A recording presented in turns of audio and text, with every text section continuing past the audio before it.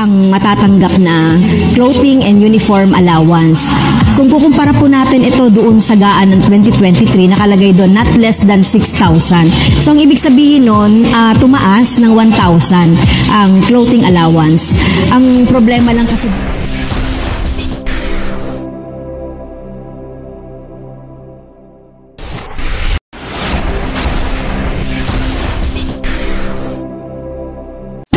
hello sa ating mga kabeshing teachers, magandang araw sa inyo at para na rin sa mga government employees. Gusto lang natin linawin para sa lahat ng mga ahensya ng gobyerno na ang clothing allowance for this year 2024 ay 7,000 na po.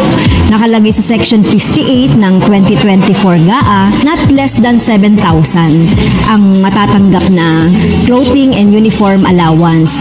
Kung kukumpara po natin ito doon sa gaan ng 2023, nakalagay doon not less than 6,000.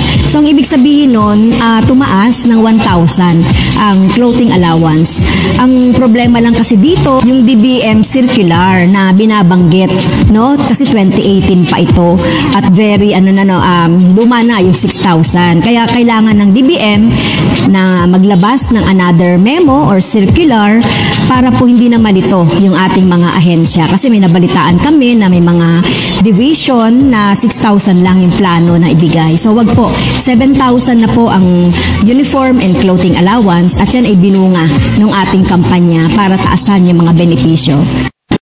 Kung meron man kayong mga komento tungkol sa mga isyong ito, maaari kayong magbigay ng mga reaksyon sa comment section na makikita sa ibaba ng bidyong ito. Maraming salamat, at kung ikaw ay interesado ng mga bidyong tulad nito, mangyaring suportahan ang channel na ito sa pamamagitan ng pagpindot ng like, pag-share ng mga video at kung bago ka pa lang sa channel na ito, please subscribe sa channel na ito at pindutin ang notification bell at piliin ang all upang maabisuhan ka para sa mga paparating pang mga videos.